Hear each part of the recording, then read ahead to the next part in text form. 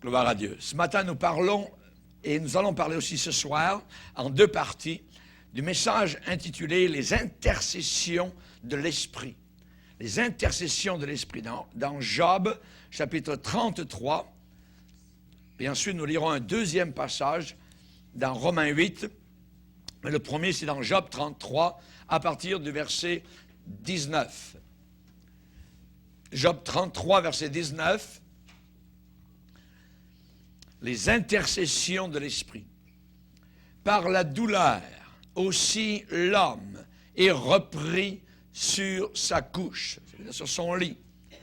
Quand une lutte continue vient agiter ses os, alors il prend en dégoût le pain, même les aliments les plus exquis. Sa chair se consume et disparaît. Ses os qu'on ne voyait pas sont mis à nu. Son âme s'approche de la fosse, du tombeau. Et sa vie s'approche des messagers de la mort. Mais, s'il se trouve pour lui un ange intercesseur, un d'entre les 1000, qui annonce à l'homme la voie qu'il doit suivre, Dieu a compassion de lui et dit à l'ange, au messager, « Délivre-le, afin qu'il ne descende pas dans la fosse.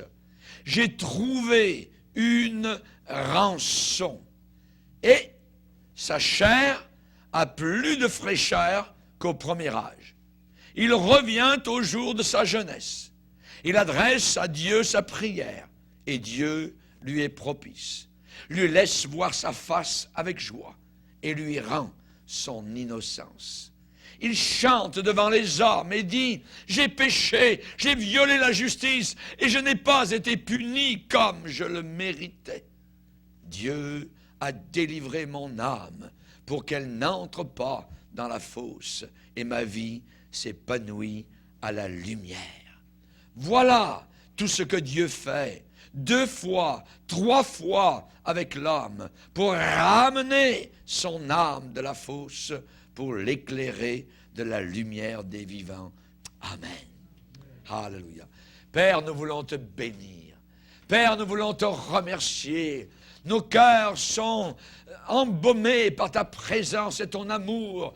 Et cette histoire de rédemption, d'expiation, de pardon, de rançon nous est tellement chère, Seigneur. Nous nous y voyons inclus à l'intérieur et nous te bénissons. Veuillez ce matin, Seigneur, nous apprendre, nous enseigner, nous faire reconnaître que nous ne sommes pas abandonnés, mais que le Saint-Esprit est à l'œuvre dans nos cœurs et agit puissamment au-delà de ce qu'on peut comprendre. Merci, Père, dans le nom puissant de Jésus. Amen. Et tout le peuple dit Amen. Gloire à Dieu. Vous pouvez vous asseoir, frères et sœurs. Alléluia. Gloire à Dieu. Dans le passage que nous venons de lire, on nous a parlé ici, mais s'il se trouve pour lui un ange intercesseur. On parle ici d'intercession. On parle ici de quelqu'un qui prie pour quelqu'un d'autre, qui intercède, qui se place au milieu entre 2 parties. Et évidemment, nous savons qui est notre intercesseur, c'est Jésus-Christ. C'est lui qui est venu. C'est lui, cet ange intercesseur. Ange dans le sens de angélion en grec, qui veut dire le messager intercesseur. Amen. Gloire au Seigneur. Maintenant, nous allons lire un deuxième passage dans Romains 8. Romains 8. Romains 8, verset 19. Il est dit aussi, la création attend-elle avec un ardent désir la révélation des fils de Dieu.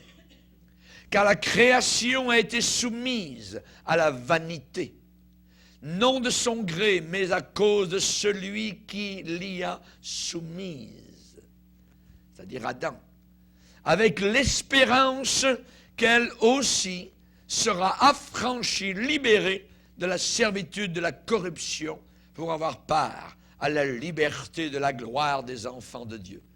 Alors nous savons que jusqu'à ce jour, la création tout entière soupire et souffre les douleurs de l'enfantement. Et ce n'est pas elle seulement, mais nous aussi, qui avons les prémices de l'Esprit.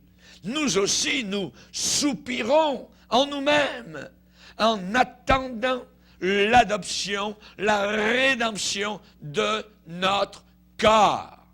Car c'est en espérance que nous sommes sauvés. Or, l'espérance qu'on voit n'est plus espérance. Ce qu'on voit, peut-on l'espérer encore? Mais si nous espérons ce que nous ne voyons pas, nous l'attendons avec persévérance. De même aussi, l'Esprit nous aide dans notre faiblesse, car nous ne savons pas ce qu'il nous convient de demander dans nos prières. Mais l'Esprit lui-même intercède, notez le mot intercède, par des soupirs inexprimables.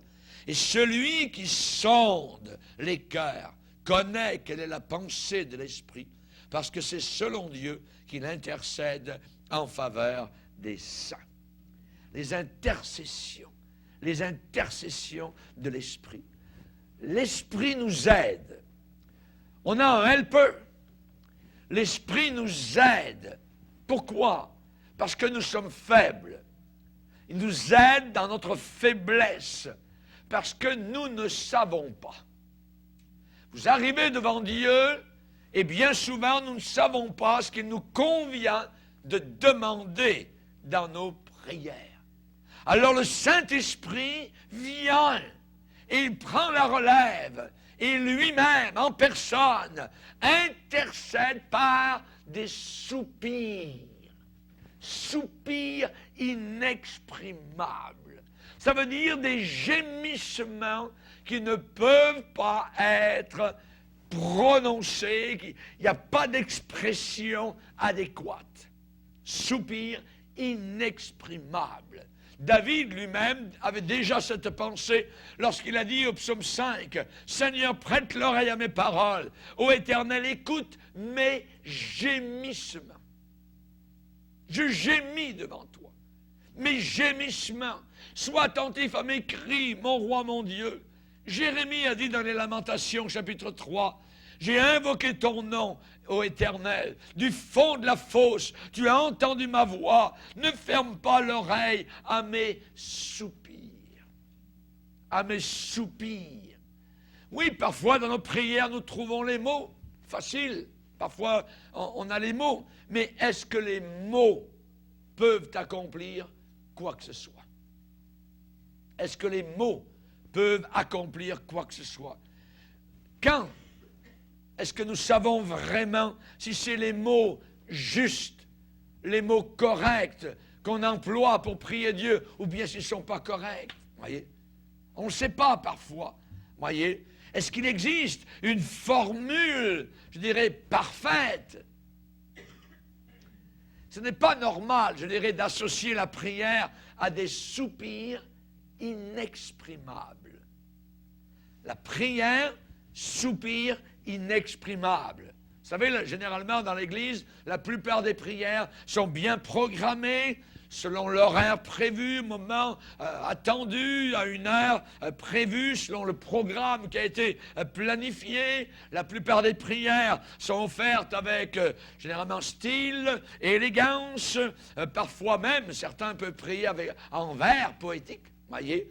Nous avions un frère dans une église où nous avons été pasteurs, à peu près tous les 15 jours, vous voyez, lui, il apprenait des prières, il apprenait ses prières. Puis le dimanche matin, eh bien, on entendait sa prière, c'était comme des vers, c'était de la poésie, vous voyez. C'était très beau, vous voyez, j'ai pas de problème avec ça, vous voyez, merci Seigneur. Mais parfois, il y a des prières comme cela qui sont stylées, élégance, vers poétiques, bien rythmées, vous voyez. Certaines prières, parfois, peuvent être classées, cataloguées par, je dirais, les récitations, les discours, parfois même du théâtre, vous voyez, ou des paroles lyriques. Vous voyez, ça peut rentrer dans cette classe-là, parfois, certaines prières qu'on peut entendre dans certains milieux, donc, religieux. Mais ici, l'apôtre Paul, dans Romains chapitre 8, a affaire avec un autre genre de catalogue, vous voyez, de classification. Paul ne se soucie pas du genre de prière, voyez, qui touche uniquement ceux qui écoutent. Paul, ce qui l'intéresse, c'est la prière qui touche Dieu, qui touche le Seigneur, voyez, qui produit un grand effet, qui a une grande efficacité, et le genre de prière qui fait que les choses arrivent. Que les choses arrivent. La Bible dit la prière fervente du juste a une grande efficacité. Paul dit que la prière efficace, c'est agoniser. Vous avez déjà vu quelqu'un en train d'agoniser? C'est terrible. Pour la personne et aussi pour ceux qui sont autour. Voyez?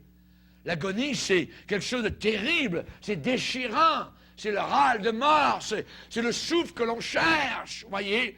C'est un désir, voyez, de vie qui est là, alors que la personne est en train de mourir.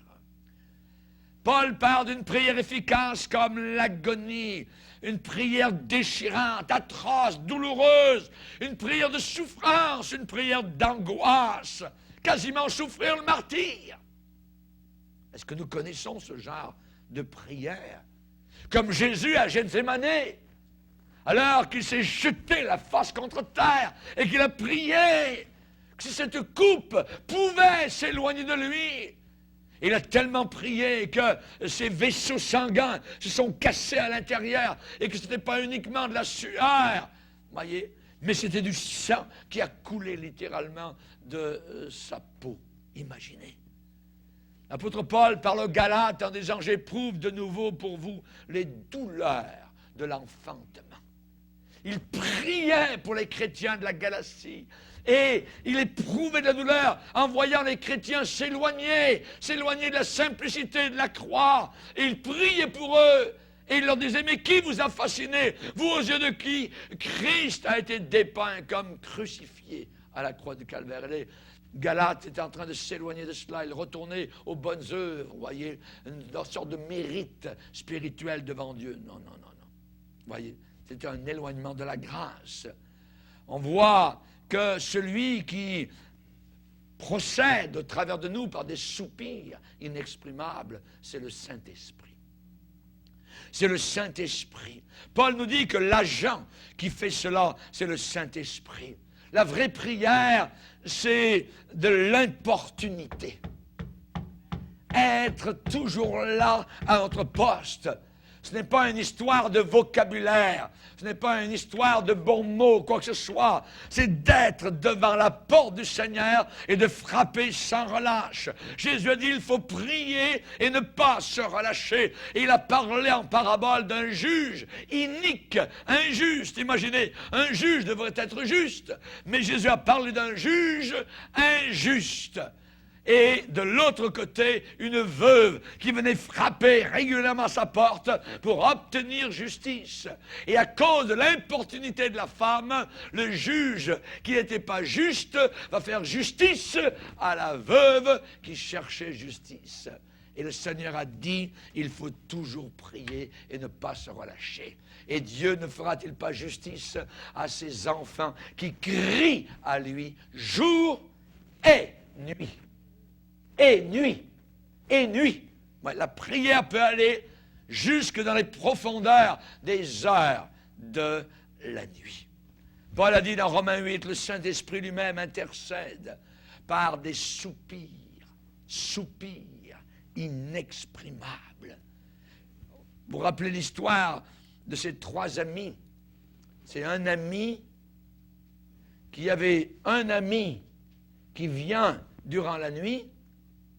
Et cet ami n'a pas de pain pour recevoir cet ami qui vient d'arriver. Alors, il s'en va voir un autre ami qui, lui, supposément a du pain. C'est une histoire de trois amis. Vous voyez? Et il s'en va pour réveiller cet ami en disant, réveille-toi, j'ai besoin du pain. Je viens de recevoir un ami qui arrive de voyage et je n'ai pas de pain. Réveille-toi, s'il te plaît, je sais que t'en as, tout ça. L'autre dit, en train de... Ça le réveille, tout ça, mais il y a sa femme qui est là, il y a les 8 enfants qui sont couchés à côté, tout ça, il faut descendre en bas, il faut se réveiller, il faut allumer la lumière, tout ça, il ne veut pas bouger. Mais l'autre est en bas dans la rue, « Hé, hé !» Et ça résonne, voyez, dans les petites rues du Moyen-Orient, tout ça, tout le monde sait, voyez. Et l'autre ne veut pas, voyez, mais à cause de l'autre, pour l'arrêter de crier, tout ça, il va descendre, il va s'habiller, il va passer par-dessus son épouse, ses enfants, tout ça, il va descendre l'escalier, il va allumer la lampe, il va aller chercher dans la huche et dire, tiens ton pain, voyez. Amen. La Bible dit, c'est Jésus qui a enseigné, il se lèvera à cause de l'importunité de l'autre. L'importunité, voyez, Dieu ne répond pas à la prière. C'est bien ce que je dis. Dieu ne répond pas à la prière. Il répond uniquement à la prière importune. À la prière où qu'on veut vraiment. Et on n'a plus de mots. Et on ne sait plus comment exprimer. Et tout ce qu'on fait, c'est agoniser. C'est soupirer. Soupir. Inexprimable. Voyez. Vous vous rappelez Anne, cette femme qui n'avait pas d'enfant, qui était stérile, qui ne pouvait pas avoir d'enfant. Et la concubine, elle, tous les ans, le beau petit ventre rond, voyez, un bébé, ça arrivait, tout ça. La ribambelle était toujours là, mais elle n'en avait pas. Et ça l'a mortifiée profondément dans son cœur. Et un jour, Anne est montée au temple. Et dans le temple, elle a prié Dieu, elle a pleuré, elle a demandé au Seigneur. Et le sacrificateur qui était là, le pasteur était là à regarder tout ça. Et cette femme-là, vous savez ce qu'elle était en train de faire? C'est tout ce qu'elle faisait. Il y avait juste la bouche. Vous voyez? La bouche. Le sacrificateur a dit, « Hey, femme, sors d'ici, fais passer ton vin. » Et la femme de le regarder et dit, « Monsieur, je ne suis pas une femme perverse, mais je suis une femme qui souffre dans son cœur. Et je prie le Seigneur. » Elle priait Dieu. Ses soupirs n'étaient même pas entendus. Tout ce qui bougeait, c'était les lèvres, mais il n'y avait aucun son. Elle priait. Elle priait avec des larmes salées qui parlaient plus que peut-être des beaux mots lyriques, voyez, ou poétiques. La Bible dit qu'elle resta longtemps en prière devant l'Éternel. Et le sacrificateur observa sa bouche. Anne parlait dans son cœur et ne faisait que remuer les lèvres. On n'entendait pas sa voix. Et quand le sacrificateur, qui était rétrograde, lui a dit « Tu es une perverse, tu es une alcoolique », voyez, elle a dit « Non, je suis une femme qui souffre dans son cœur. Je répandais mon âme devant le Seigneur parce que c'est de l'excès de ma douleur, de mon chagrin qui m'a fait parler jusqu'à présent. » Amen. Ne savez-vous pas que vous êtes le temple de Dieu et que l'Esprit de Dieu habite en vous? L'Esprit de Dieu intercédait avec Anne qui n'avait plus de mots à dire au Seigneur. Tout ce qu'elle voulait, c'était un bébé. Elle l'a eu. Elle l'a appelé exaucé de Dieu, Samuel. Samuel, voyez, exaucé de Dieu. Comprenez que Dieu ne demande pas quelques formes, je dirais, d'hypertension, voyez. Quand je serai absent, voyez, à la réunion de prière, ne restez pas comme Anne, voyez, juste avec les lèvres, voyez, parce que le pasteur qui va me remplacer va dire, mais c'est quoi, c'est un cimetière ici, voyez. Il ne prie plus, voyez. Vous comprenez ce que je suis en train de dire et le contexte dans lequel je suis en train, évidemment, donc, de vous enseigner. Amen. Dieu ne nous demande pas une forme d'hypertension, voyez, avant de nous accorder ce que, évidemment, il peut nous donner avec simplicité, voyez, quand on le demande très simplement. Dieu n'est pas un maître qui se plaît à me voir, évidemment, mendier ou quémander quelque chose avant de répondre à ma demande. Mais voici comment l'apôtre Paul présente la chose, voyez la voie. Et finalement, qu'est-ce qui se passe? C'est que nous sommes actuellement une partie de cette création qui soupire et souffre les douleurs de l'enfantement. Et quand nous visitons les chrétiens avec mon épouse, eh bien, la plupart des chrétiens, alors là, que nous visitons, nous disent, mais comment c'est terrible dans le monde, comment on a hâte d'être avec Jésus, on ressent cette souffrance, ce labeur, je dirais, ce fardeau qui est sur le cœur des chrétiens, et nous associons, évidemment, à ce que l'apôtre Paul dit, nous souffrons avec la création tout entière, qui soupire et souffre les douleurs, donc, de l'enfantement. Et ce n'est pas elle qui souffre, dit Paul, nous aussi, qui avons les prémices de l'Esprit, nous aussi, nous soupirons en nous-mêmes en attendant l'adoption et la rédemption de notre corps. Notre âme est sauvée, notre corps n'est pas encore sauvé. Voyez? Nous n'avons pas un corps immortel. Nous n'avons pas un corps immortel. Le vieillissement continue, voyez? La malédiction, hein, ça va, on descend tous vers le tombeau si Jésus ne revient pas, voyez? Et on attend la rédemption de nos corps, voyez? 25 ans ou 30 ans pour toute l'éternité. Beau jeune homme, belle jeune dame, pour toute l'éternité. On n'a pas encore ça. On attend. On attend, voyez? On attend. En attendant l'adoption et la rédemption de notre corps. Amen. Nous sommes loin. Nous sommes sur la périphérie de ce que Dieu avait eu l'intention de faire au départ. Moi, la chose qui me fatigue le plus, c'est lorsque j'arrive à Montréal en avion, que j'arrive d'Afrique, que j'arrive d'Europe, tout ça, et qu'arrivé sur la ville, eh bien, ils vous font tourner en rond au-dessus de la ville pendant 3 quarts d'heure. Vous voyez? C'est terrible. Vous attendez votre tour, tout ça, vous voyez? On a hâte qu'on va descendre, quand est-ce qu'on va arriver, vous voyez? Et nous sommes actuellement sur la périphérie. On n'est pas dans ce que Dieu voulait vraiment au départ. Et on attend, on a hâte, on soupire, vous voyez? Nous désirons entrer dans la plénitude, de plein pied, dans le cercle de sa pleine volonté. Alors, dans le passage de Romains 8 qu'on a lu, le mot « nous espérons » arrive 5 fois. Vous vous rendez compte? En quelques versets. 5 fois nous espérons. 3 fois nous attendons. Nous attendons, voyez. Aujourd'hui, je suis en orbite. Voyez, j'ai hâte d'arriver, voyez, de poser mes pieds. Alors, il n'y a pas d'atterrir, mais d'ascielir, voyez, hein, d'arriver au ciel.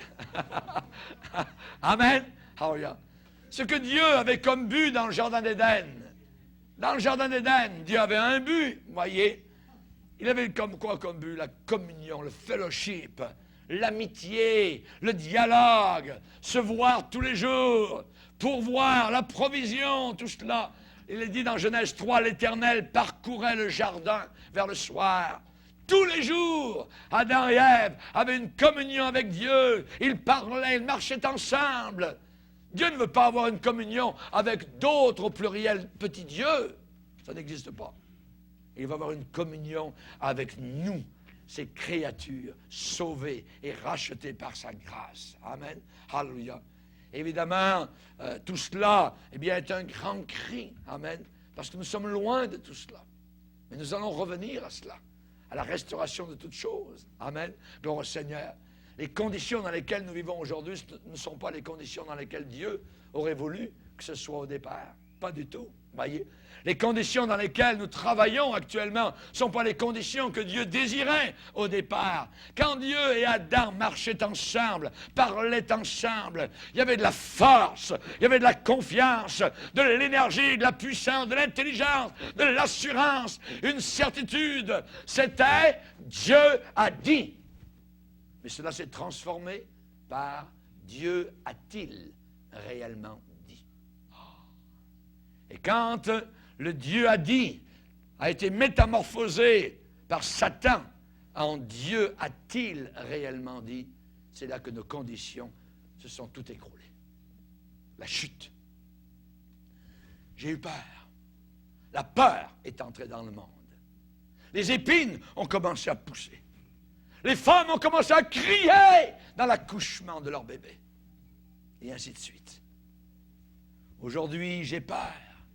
Aujourd'hui, c'est la faiblesse, que de points faibles, que de fragilité. Mais voilà la bonne nouvelle. Le Saint-Esprit nous aide dans notre faiblesse.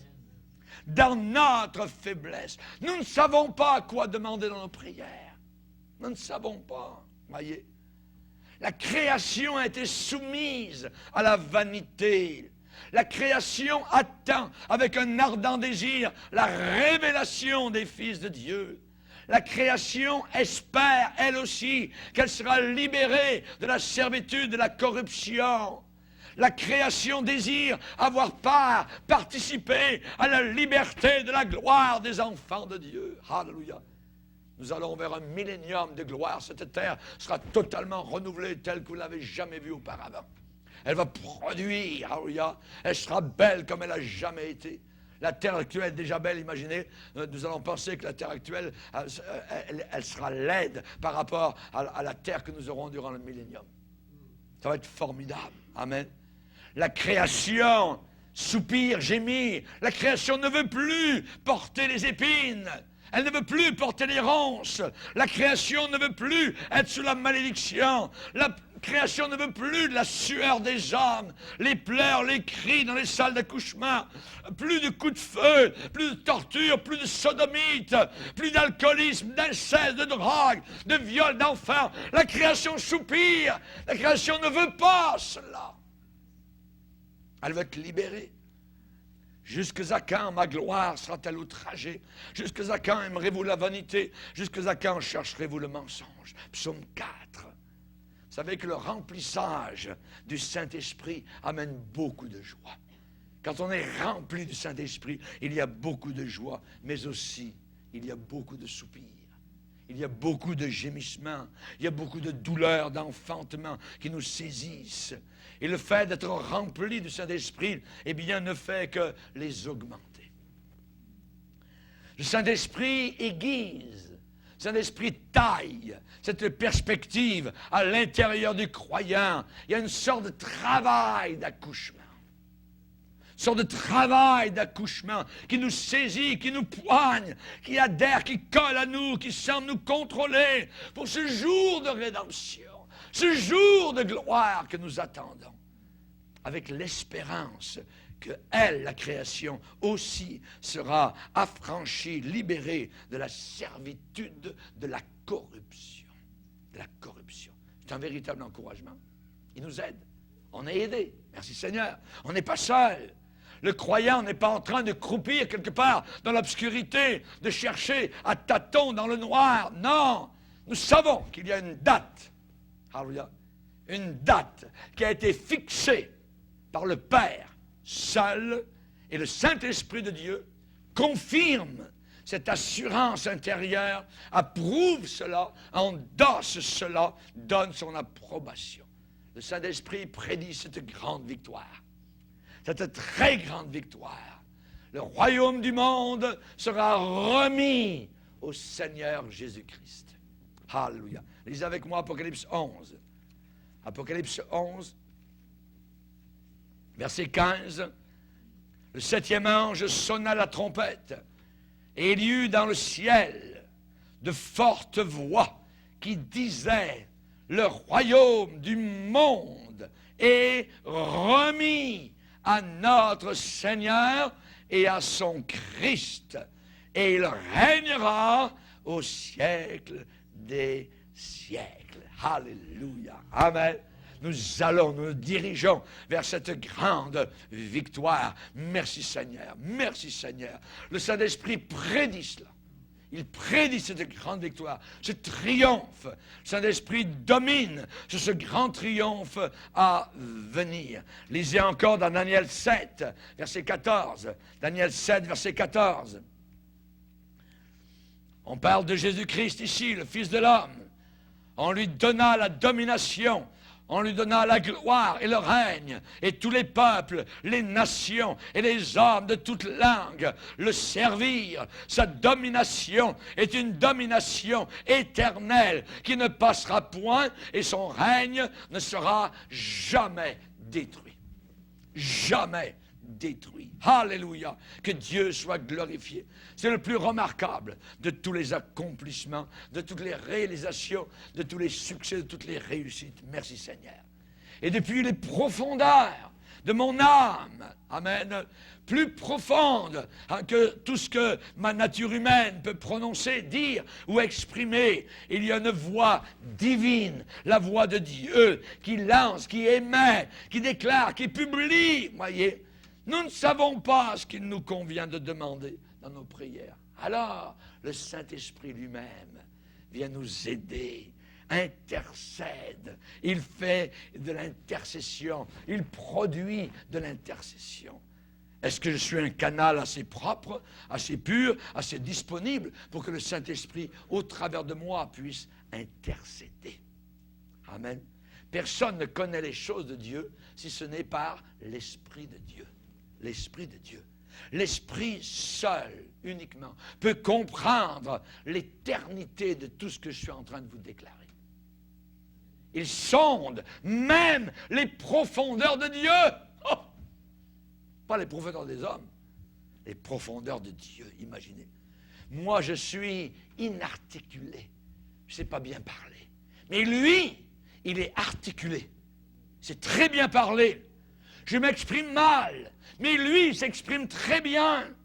Je me fais comprendre avec difficulté, mais lui, sans difficulté et avec fidélité. Amen.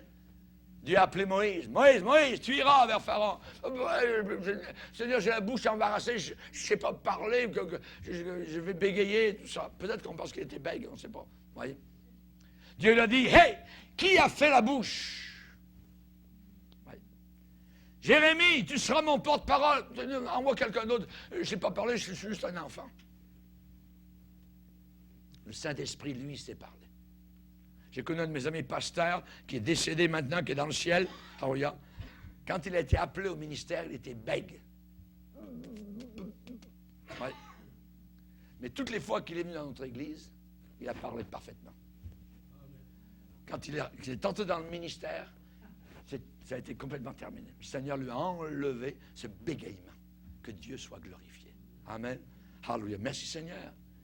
Mes aspirations, mes désirs sont totalement immatures, manque de réflexion parfois, j'ai pas bien réfléchi à ce que je demande au Seigneur, voyez.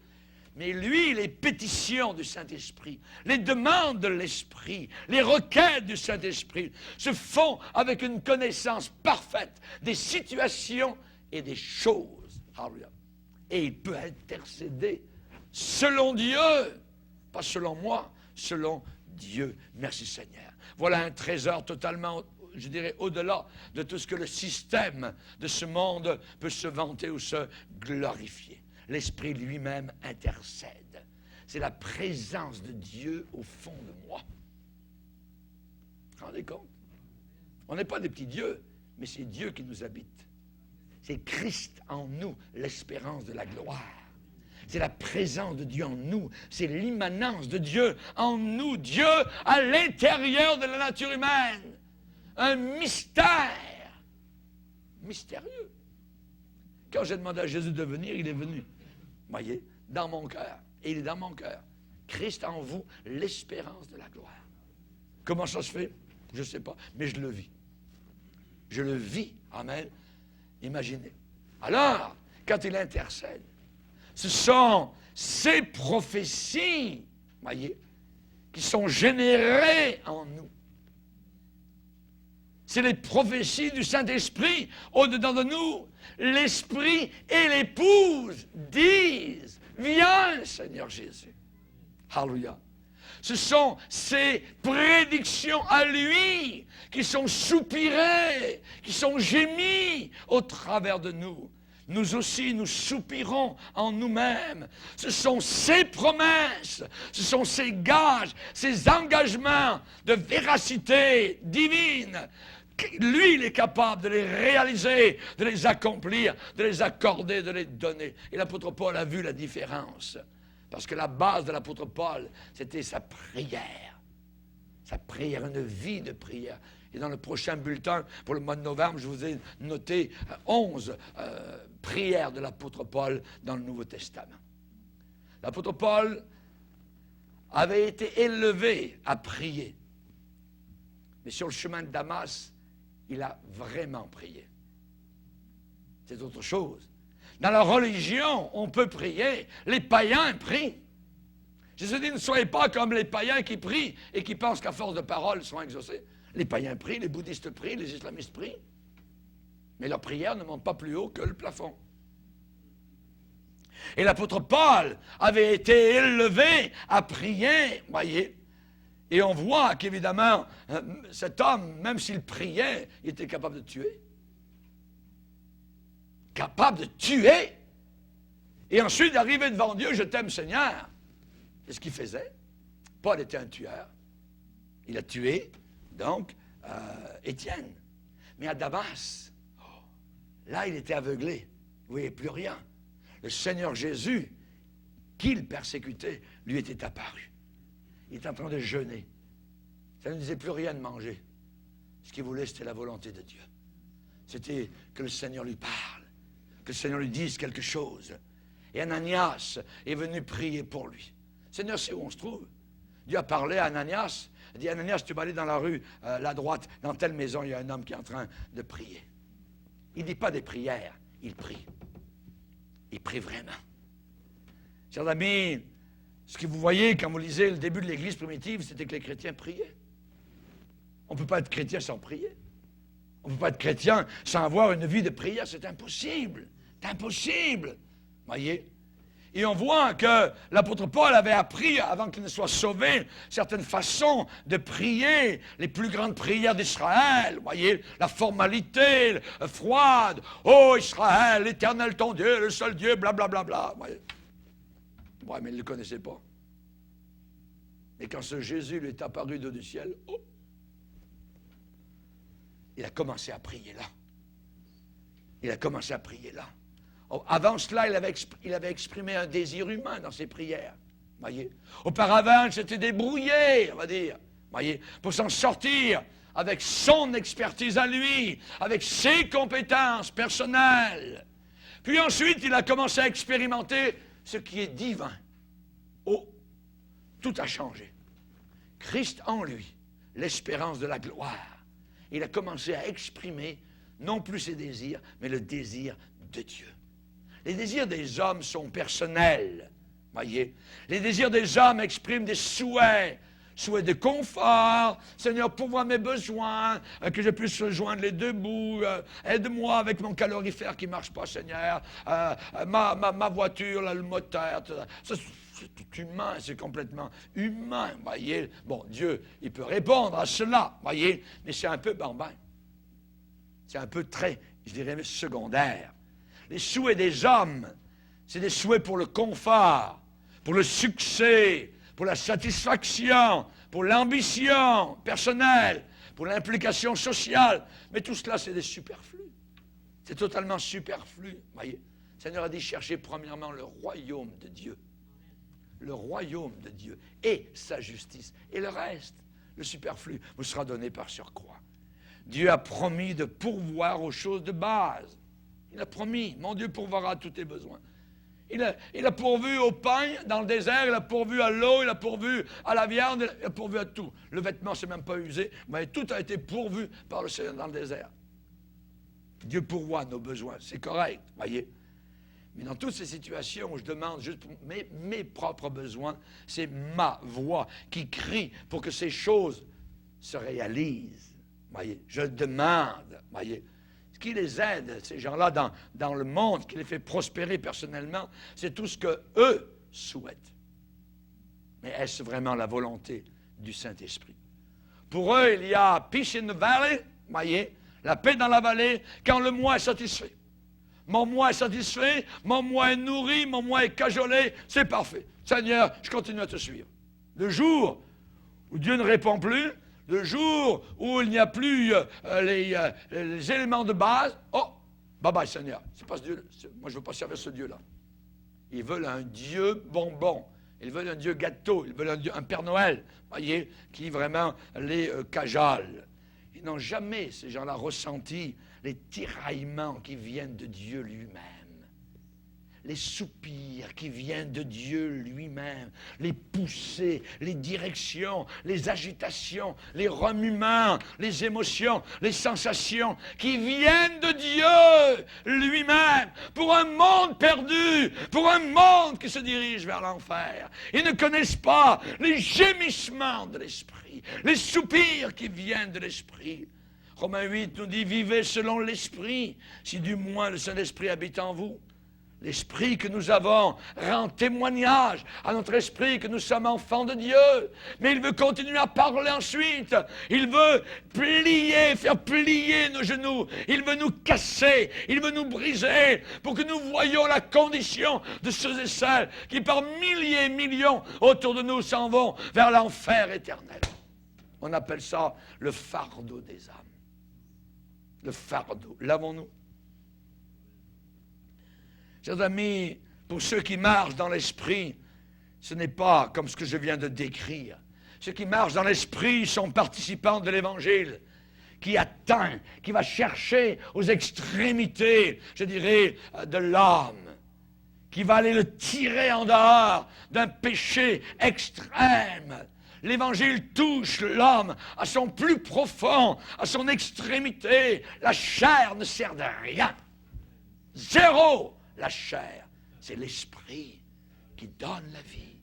C'est l'esprit qui donne la vie. Alléluia. L'esprit d'adoption. Nous crions par cet esprit, Père, Abba. Ou peut-être nous crions, soupir.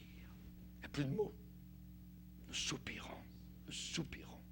C'est la raison, c'est le pourquoi des gémissements, des soupirs, des respirations profondes à l'intérieur de notre cœur. Alors que l'éternité s'approche. Alors que l'éternité s'approche. Et sera bientôt là, en vue. Bientôt là, en vue. Approche finale. Approche finale. C'est une expérience qui transcende, qui passe au-dessus de la sphère limitée du moi. L'esprit lui-même. L'esprit lui-même. Ça dépasse mes intérêts personnels. Ce sont des vibrations, je dirais, de Dieu lui-même, en personne. Et c'est nous qui sommes, je dirais, l'instrument de musique, qui sommes les cordes. C'est nous qui sommes les notes sur lesquelles le maestro va interpréter lui-même sa propre volonté. Je soupire. C'est le son qui sort de l'instrument. Parce que Dieu vient d'appuyer sur une touche. Je suis une petite touche. Je suis une petite corde. Le Seigneur vient de toucher.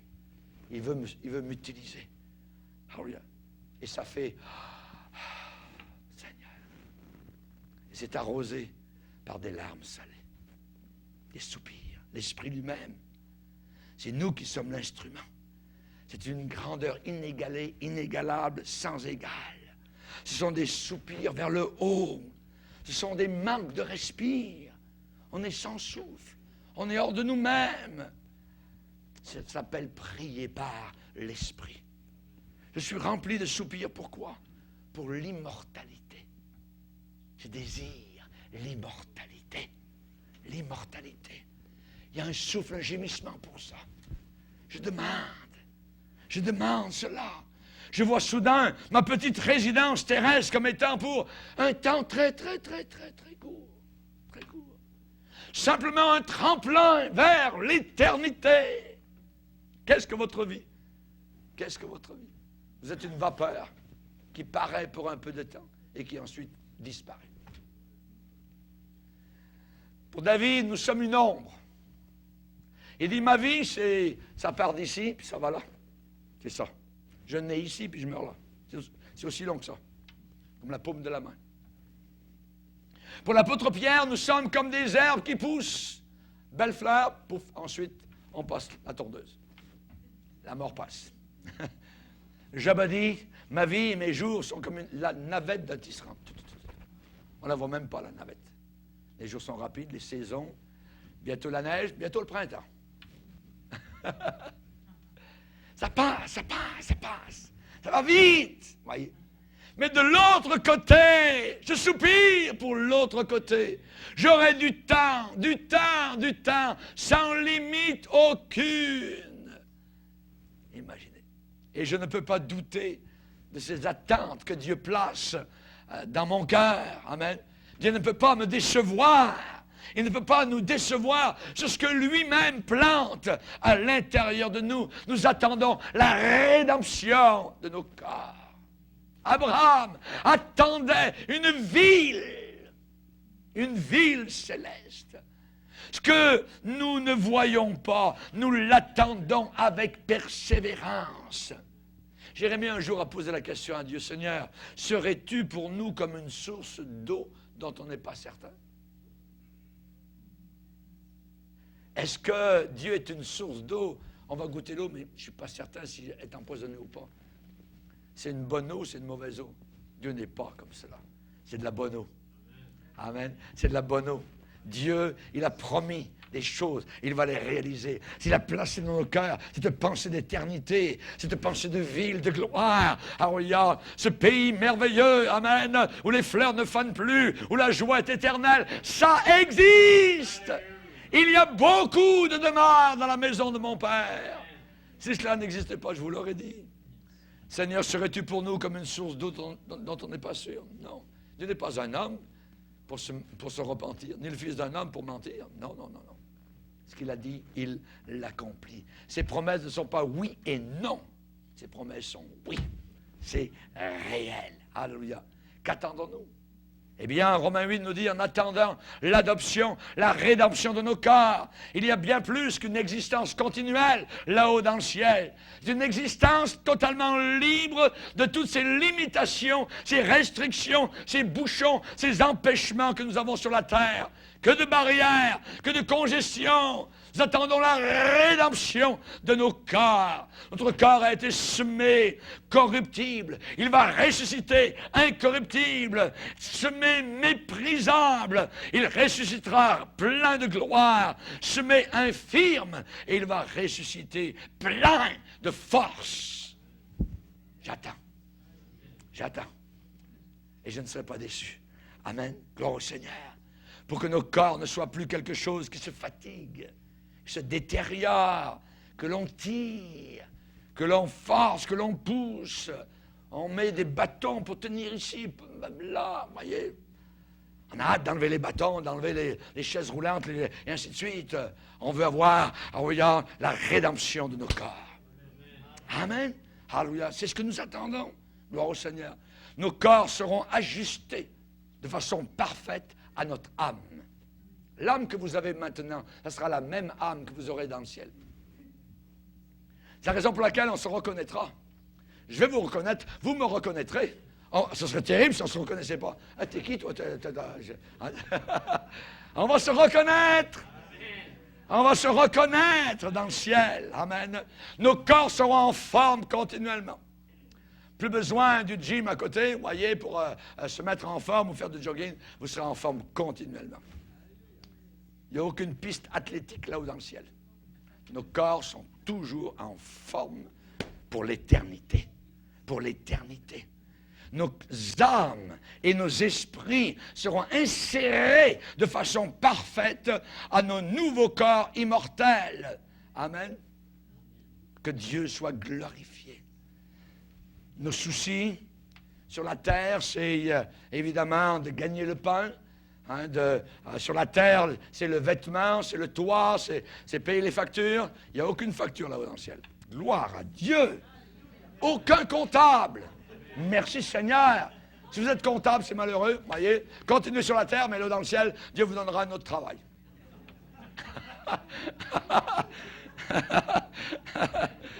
Sur la terre, on est occupé. Gagner le pain, les vêtements, le toit, ainsi de suite, la voiture. Actuellement, ces soucis que nous avons font beaucoup de bruit, demandent à être solutionnés, nous poussent à aller ici et là. Ça prend notre temps à un degré tel que l'on ne peut même plus apprécier la beauté du paysage, la beauté du ciel. On regarde même plus les étoiles, le soir, même la lune. On ne sait même plus si c'est la plaine ou quoi, ou ainsi de suite. On n'a plus le temps.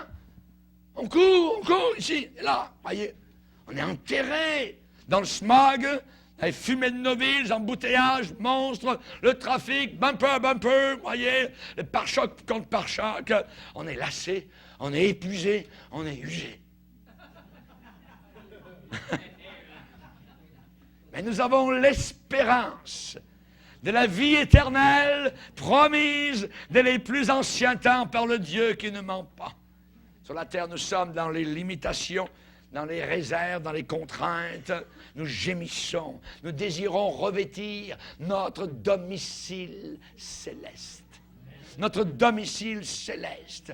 Mais tant que nous sommes dans cette tente, dans ce corps, nous gémissons, accablés. Nous voulons évidemment que ce qui est mortel soit englouti par la vie. Baissons nos têtes, prions le Seigneur. Seigneur, te bénissons. Te remercions, Seigneur, pour ta parole qui est toujours là pour nous fortifier, pour nous consoler, pour nous aider, Seigneur. Merci pour ton amour. Merci pour ta miséricorde, Seigneur. Aide-nous, Seigneur, à des canaux utiles, non pas futiles, Seigneur, pour que nous puissions, Seigneur, avoir l'Esprit de Dieu agissant, priant, intercédant, gémissant, soupirant au travers de nous, Seigneur. Ah, combien nous désirons revêtir notre domicile céleste, être avec toi. Oh, mon Sauveur, bénis tes enfants, tous ceux qui entendent ce message, que nous puissions être prêts, Seigneur. Si nous avons, Seigneur, relâché notre alerte, notre attente, nous voulons ce matin, Seigneur, la reprendre. Nous désirons au contraire, Seigneur, nous ressaisir et nous voulons faire ta volonté qui est bonne, agréable et parfaite. Garde-nous fidèles jusqu'à la fin, dans le nom puissant de Jésus. Amen et amen.